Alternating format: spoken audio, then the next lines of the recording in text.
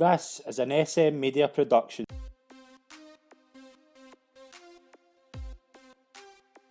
It's 1986 and Rangers Football Club were in desperate need for a fresh start.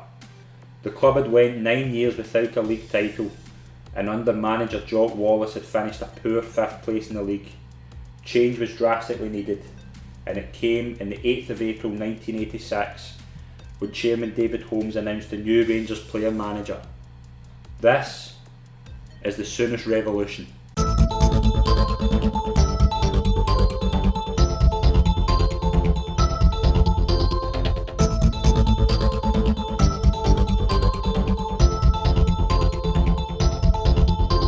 Rangers Football Club had went 9 years without winning a league title. The fans thought this was unacceptable, and crowds were the lowest they had ever been at Ibrox, averaging around 18,000, and a 5th place finish in the league saw that a drastic change had to take place.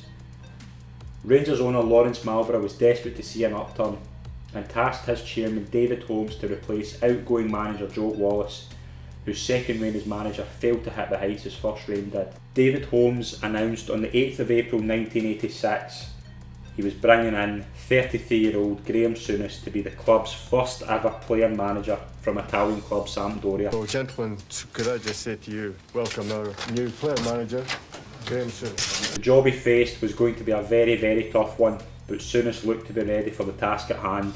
As a player, Souness was a proven winner and a class act. 5 Premier League titles and 3 European Cups as the captain of the very successful Liverpool side of the 1980s. Still only 33, Souness could still play a big part as a player for Rangers, but he was a rookie as a manager, and it was a big risk for Rangers to bring in a novice. Souness's first order of business was to bring in Walter Smith as his assistant manager. Smith had a great reputation as a coach, being number 2 to Dundee United manager Jim McLean, and had been Alex Ferguson's right-hand man at the World Cup in Mexico over the summer. His knowledge and man and management skills would prove invaluable to Souness and to Rangers. The management team was in place, and it was now time to get the playing squad into order. A radical change took place with several players seeing the exit door. Players like Ali McCoist, Ian Durrant and David Cooper survived the Souness cull and would be key players for their new boss. After 1985, all English players were banned from European competitions for 5 years after the Heysel Stadium disaster, so players had to go outside of England to test themselves in the European stage. Souness went south of the border to bring in new players and kickstart his new era at Ibrox. The first major signing of the Souness era was England international goalkeeper Chris Woods from Norwich City. It was a sign of things to come, as Souness wanted a big player in nets. Souness signed England captain Terry Butcher from Ipswich Town, and the signing of Butcher was a massive statement of intent. Rangers and Souness were here, and Rangers and Souness had money. Butcher and Woods were huge coups to get, and the team was in place to end a 9-year wait to win the league title. A few of them will probably think I've just come up here for the money, but it's not just the money, it's coming to a great stadium like this, coming to a lovely city and coming to meet some lovely people. The opening league game was away to Hibs at Easter Road, and the interest of the new Rangers was huge. Souness was taking part in his first game in Scottish club football after spending his whole playing career elsewhere, and it was a game that will live in infamy to every Scottish football fan. Good play from Souness. Immediately under pressure though from Beattie. Well, that's an aspect of the Scottish game with which Graeme Souness may not be familiar. And tempos have gone completely now. McCluskey and Beattie, Souness is in the heart of it. Chris Woods wants to take his own kind of action. And this is a dreadful scene inside Easter Road. And off the ball, more trouble as Mark Fulton goes down. A collision with Colin West. And now the Hibs players turn their attention on the former Watford striker. Now Graeme Souness may be in severe trouble here. He's already been booked, remember. The Hibs supporters going wild on the far side. But a red card has been shown to Graeme Souness.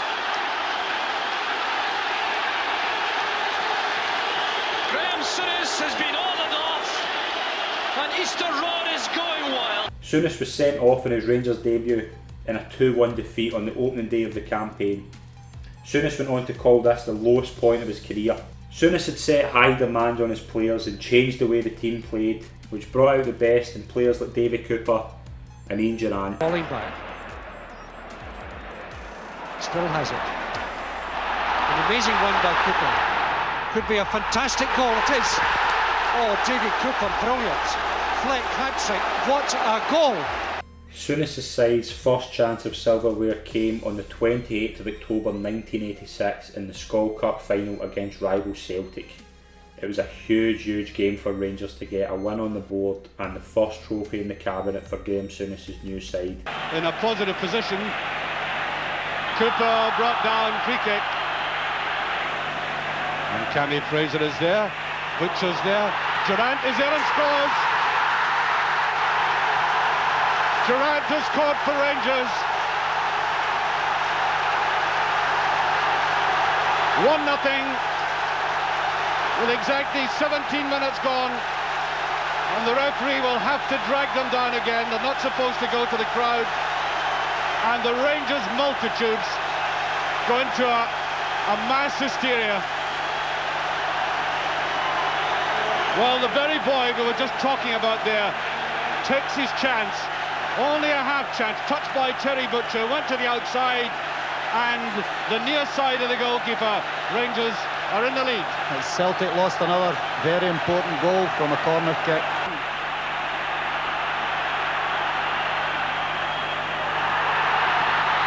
Edison, a brilliant equaliser.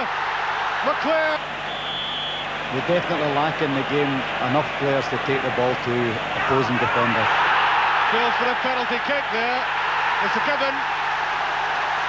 It's a penalty to Rangers. Butcher was fouled according to the referee. There it is again. Jim? No doubts at all, penalty kick. So, a vital moment in this game. I make it 5.5 minutes remaining of the Skol Cup final. Penalty to Rangers. 2-1. Done with the greatest simplicity. But a man hoisted up by McCoist, Davy Cooper. And once again, the Rangers supporters erupt. And Celtic have got exactly 5 minutes to save this pressure.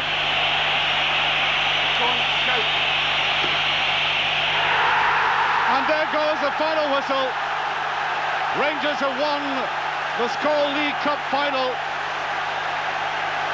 under very controversial circumstances near the end. The cup goes to Ibrox. And there is Terry Butcher, the first Englishman to hold that League Cup trophy aloft. And he'll do it right now.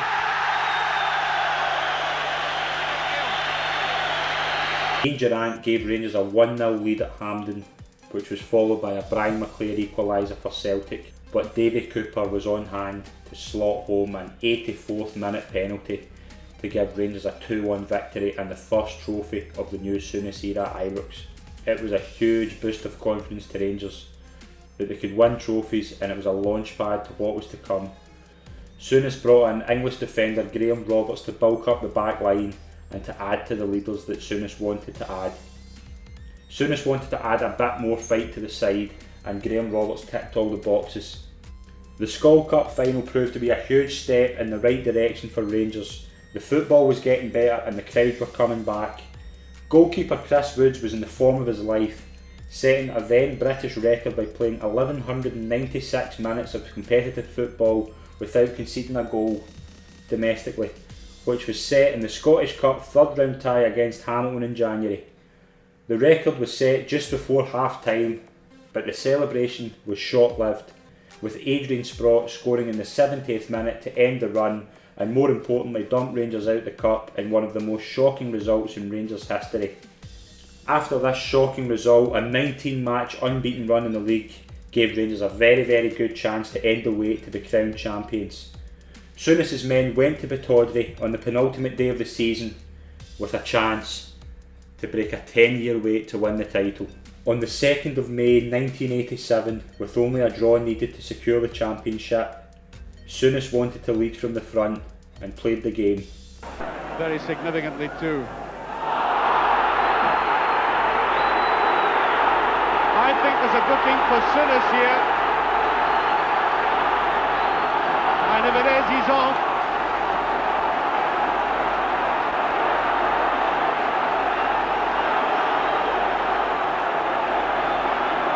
And this could turn out to be very dramatic indeed.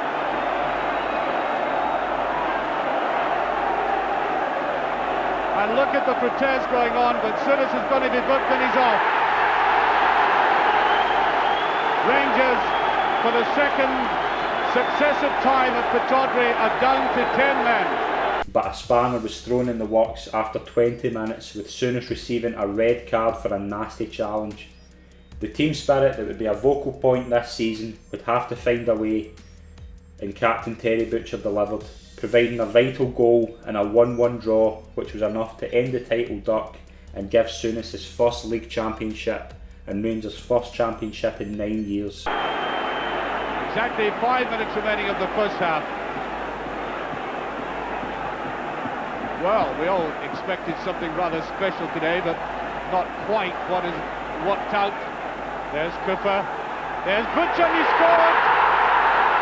Butcher has scored for Rangers! The Rangers captain thunders in the first goal of the match.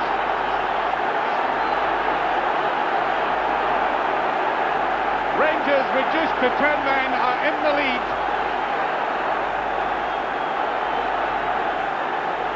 A quite magnificent header by the Englishman. Look at this, thundered in, giving Jim Leighton no chance. There must have been an abject misery 10 minutes ago when the player manager was sent off and now scenting the championship. The rejoicing has started out, and we have heard that Falkirk have beaten Celtic 2-1 as West goes in for this. There's Durant, Miller, and I think that will be, and there it is, the final whistle. Rangers have won the league, and on come the supporters. The supporters have broken ranks, and there is a danger of the Rangers players being swamped. The crowd have gone berserk,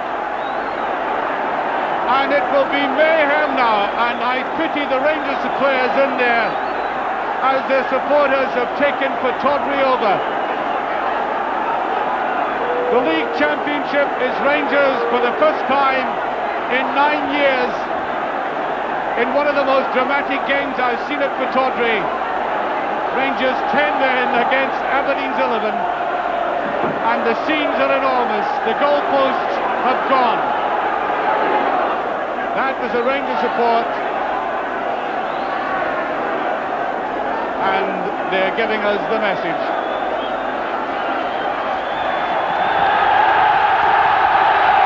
And now a full 25 minutes after the final whistle,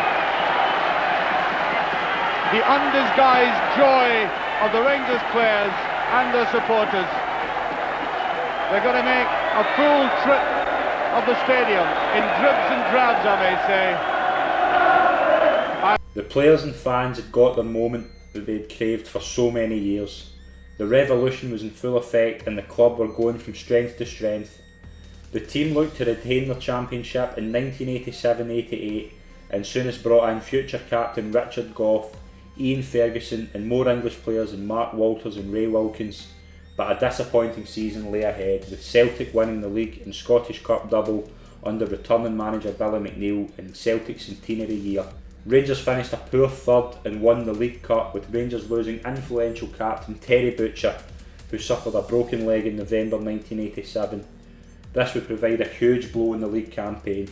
This season, however, would see the best European campaign under Souness, reaching the quarter-finals of the European Cup, beating a big team like Dynamo Kiev before losing to Steaua Bucharest in the quarter-final. 1988-89 saw right back Gary Stevens and striker Kevin Drinkle arrive from England as Souness looked to wrestle the title from Celtic's grasp. Results against Celtic were vital in the season, with 5-1 and 4-1 victories at Ibrox key to securing the second league championship of the Souness era. Ray Wilkins will take the free kick. Goff is in the box once again. So is Butcher. Back to Brown. Blocked by McCarthy. There's McCoist.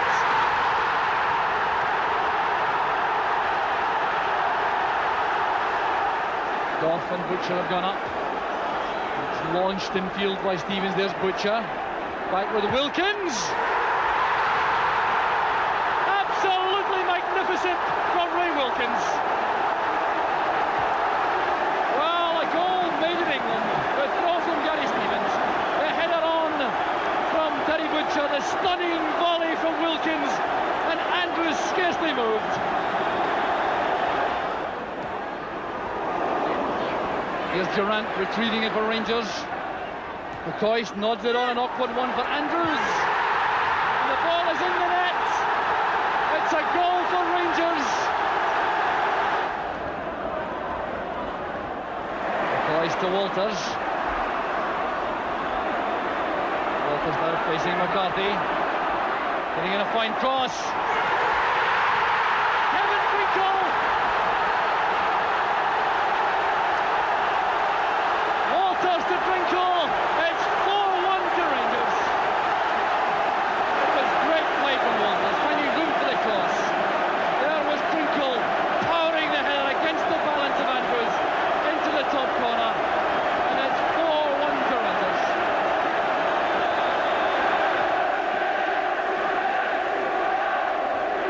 White judging the fight well. There's Brown.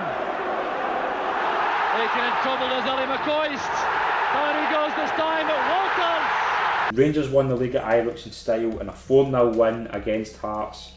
Rangers would also win a third League Cup in a row, beating Aberdeen 3-2, but Celtic denied Rangers a chance to win the treble, beating Souness's men 1-0 in the Scottish Cup final. Is there Wilkins and Sterling, and there it is, and it's in beautifully by Sterling.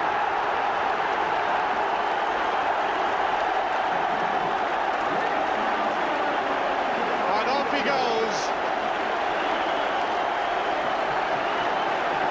That little run of triumph for such a sweetly hit free kick.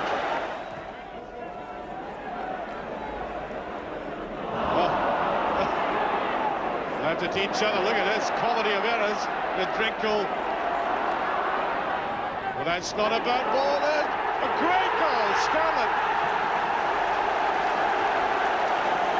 All superbly taken by the big man. He is having a field day. Well, I think he wanted to climb up to the audience. Beautifully weighted cross there and flush from the forehead right into the rigging, as they would say. And the crowd love him, and he does in return.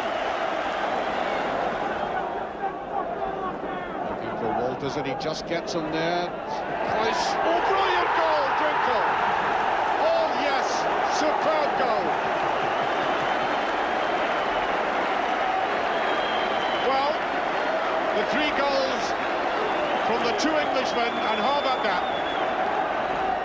Off is Ferguson. Cowan. There's the race forward, no offside. Drinkle. He done it. His second. Rangers fourth. And you get the feeling that if Rangers really wanted, this could develop into a rout. Certainly the Hearts defence tried to play them offside. They certainly were not. And Drinkle took his opportunity and remained out.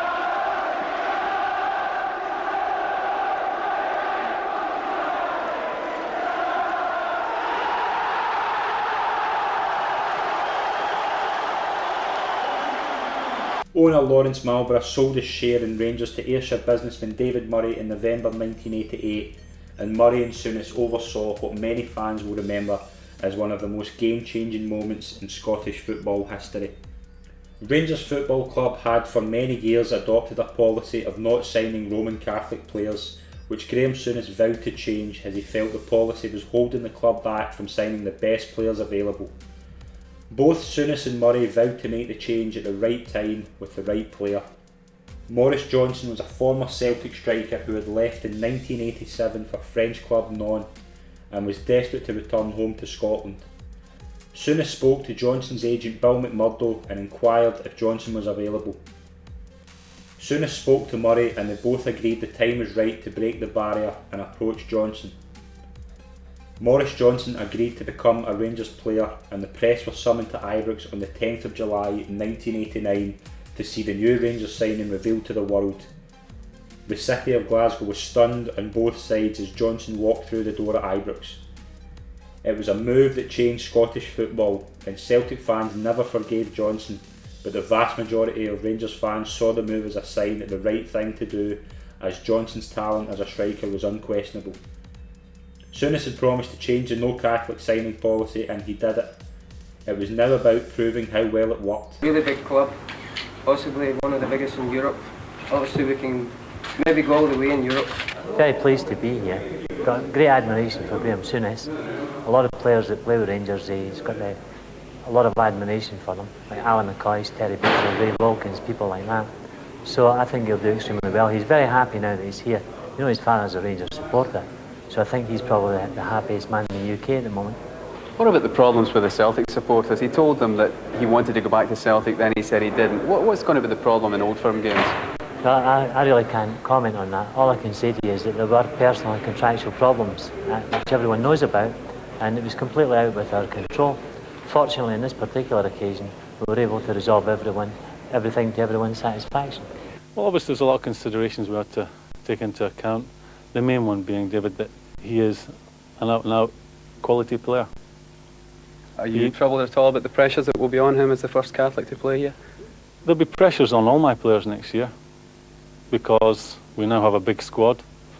There's no one who's going to be an automatic choice, and that includes Morris. There's pressures at playing for Rangers. It's a big club. You have to accept those things when you come here. Now, bearing in mind what happened with him and Celtic, do you not see an injection of bitterness, further injection of bitterness into Old Firm encounters? Maybe some people would see it that way. I hope not, because at the end of the day, there was genuine problems which he felt he couldn't get around. We have managed to persuade him to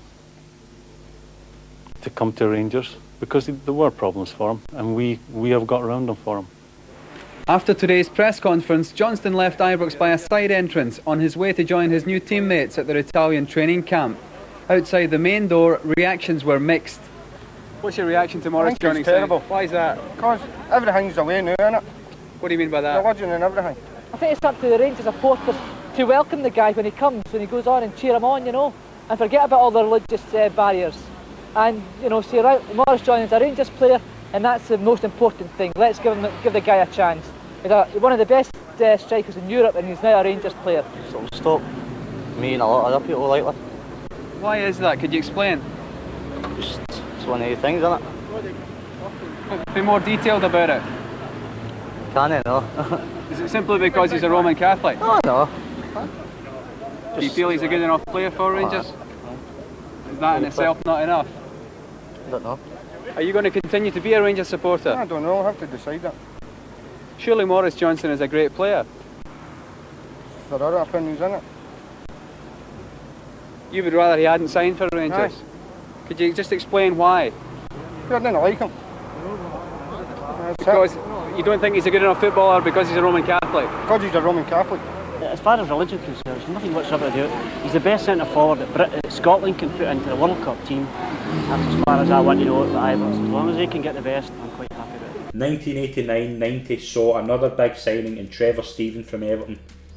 Davy Cooper, Kevin Drinkle and Ray Wilkins left Rangers, and Rangers set out to defend their title. And a slow league start saw Rangers won only 2 of their first 8 league games. A big Old Firm derby at Ibrox saw Johnston score the only goal of the game, which saw a lot of Rangers fans won over, and Rangers kicked on from there in the campaign.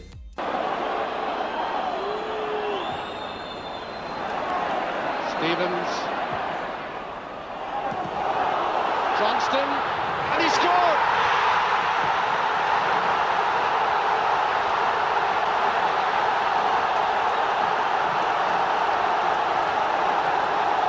A typical Mo Johnston goal.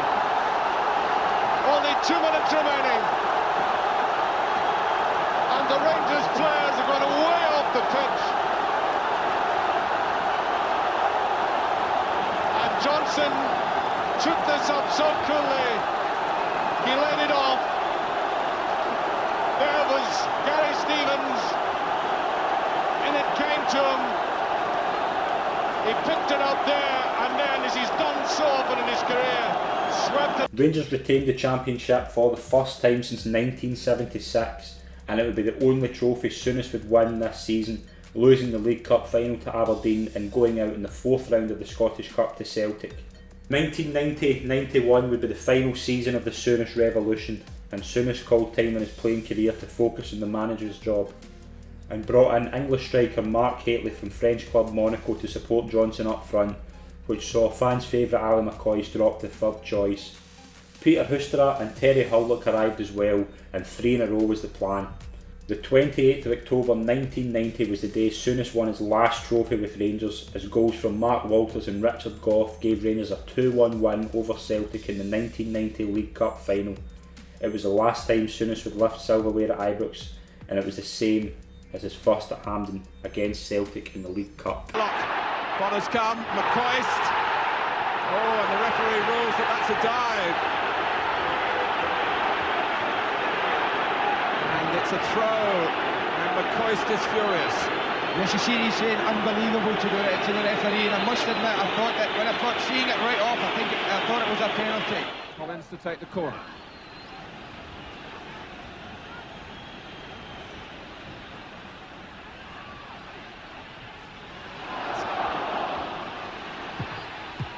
Oh, and it's turned in by Elliott! Celtic have scored!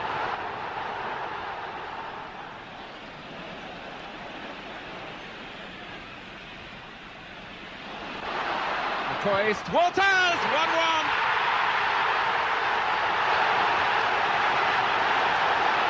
Absolutely no chance for Bonner.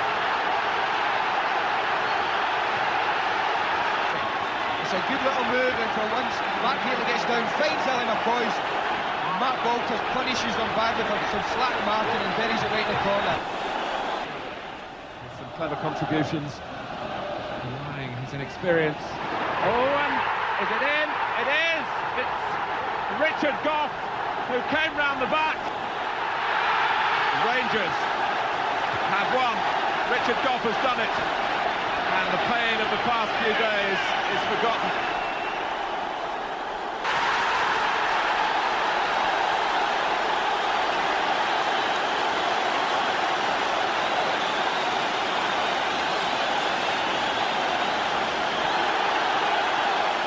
Controversy was never far away with the management reign of Graeme Souness.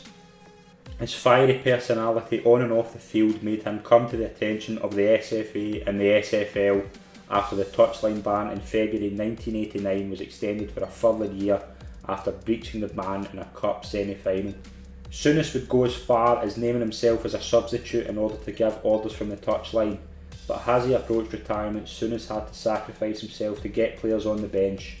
An incident in 1990 when the SFA and SFL extended his touchline ban for another 2 years after TV cameras caught Souness giving instruction to the players in the tunnel.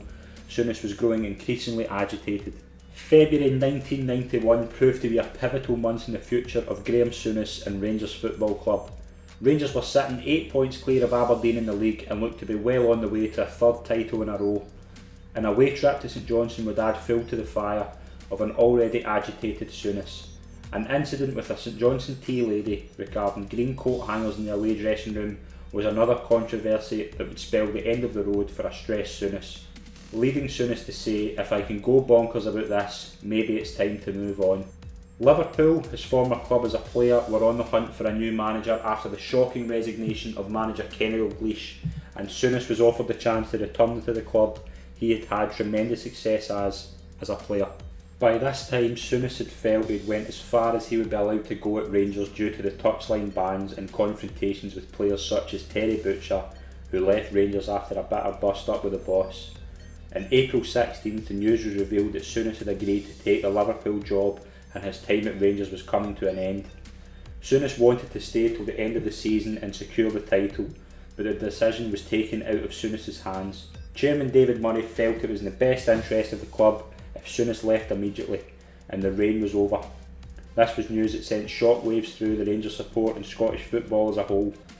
Rangers had 4 games left in the season and the league wasn't won, so the news was a bombshell as Rangers were only 2 points clear of second place Aberdeen. We're obviously very disappointed that he's made this decision.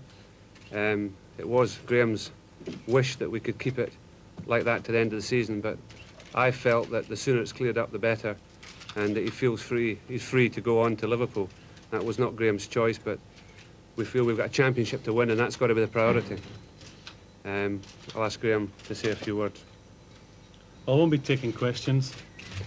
I'd just like to say that there are 2 main reasons why I've decided to go to Liverpool. The first one, which is the biggest one, I have 3 young children who are at an age where I feel I should be spending more time with them. Living and working in England will allow me to do that. And also the other one, on the football side, I now feel I've gone as far as I'll be allowed to go in trying to achieve success at this football club. The one thing we'll always remember is no man is bigger than Rangers Football Club, whether it be Graeme Souness, David Murray or anybody who plays here. The most important thing is, as I said already, is to win this league and deliver for the supporters something that they've supported both Graeme and the rest of us on the board so much in the past. In the perfect world, it would have been a situation where I'd like Graeme to stay to the end of the season. And when it became quite obvious that the story had leaked, I felt as a chairman it was a situation that couldn't go on any longer, and therefore asked Graeme if he would leave prior to the end of the season. I would like to state that I wanted to stay until the end of the season. It's been decided by the board. They feel it's the best thing and the best interest of this football club if I go now, and I have to accept. Walter Smith landed the job and the league came down to a decider against Aberdeen at Ibrox. Souness was gone, but the league was still to be won, and the team he'd built were set out to land the trophy. De Gers and Aberdeen were level in points, so it was a shootout. Step up Mark Hateley. One of Souness's last signings showed his worth with 2 goals, and a 2-0 victory sealed the championship.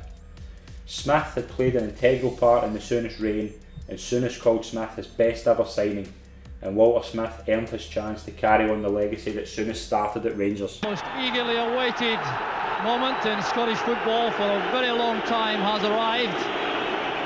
The biggest showdown perhaps in league history. Walters wants to bring the ball down and take on Wright. Going for the early cross, there's Hateley. It's a magnificent goal for Rangers. 5 minutes from half-time and Ibrox erupts. It's just about the first time in the match Mark Hateley's had the better of Alec McLeish. It was a delightful cross and a masterly finish. Set up here by Walters. With good decoy runs made there, notably by Gary Stevens. That ball flighted across. And this is Mark Hateley at his very best. And what a double! McLeish didn't follow him that time. Here's Connor. Bringing up the line for Booth. The layup was intended for McKimmie, but he's released Johnston. Hateley waits in the middle. He will look to be offside. Well, the referee's allowed the goal. And Rangers are 2 in front. The error made in defence by Scott Booth. Chris Woods is celebrating, so too the Rangers supporters. Mark Hateley gets his second. Well, here was Johnston. Now Hateley appeared to me to go into an offside position behind Alec McLeish. But the shot was released by Johnston. Watt couldn't hold it. It bounced away from him, and Hateley was first to react to turn the ball. Defence coping well with all these Aberdeen attacks. Every eye now on the referee as the ball is out of play, waiting to see if Brian McGinley will bring this match to an end and make it formally Rangers Championship. There it is! Rangers have won the championship. So Rangers have won the championship thanks to 2 goals from Mark Hateley. One 5 minutes before half-time, a header from the Walters cross, and then 10 minutes into the second half, Michael Watt couldn't hold a shot from Mo Johnston, and Mark Hateley made it 2. Aberdeen then had no answer. They battled all the way to the end. Rangers defended extremely well despite losing Tom Cowan in the first half and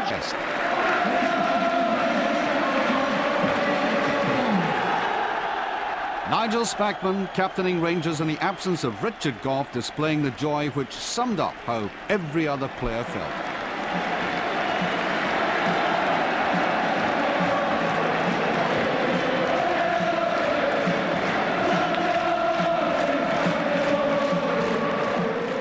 In 1986, Rangers badly needed a change in the park and off the park.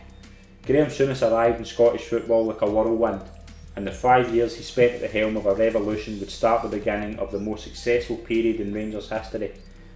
Souness was a risk to the Rangers board, but 4 titles and 3 League Cups later, there is no doubt the gamble paid off, and Souness will always be a legend at Ibrox. His managerial career never hit the heights he achieved at Ibrox, so Souness now looks back and calls his first management job his best one. The signing of Mo Johnston was the barrier that Souness vowed to break, and it was one of the main legacies Souness left, and his many signings gave Rangers fans players they never thought they would see at Ibrox. It was a period that changed Scottish football forever. It was the Souness Revolution. Thank you very much for watching this episode of Scottish Football Stories. If you enjoyed the video, then please give it a like and a share. What other Scottish football stories would you like to see covered on the show? And if you like it, then please subscribe.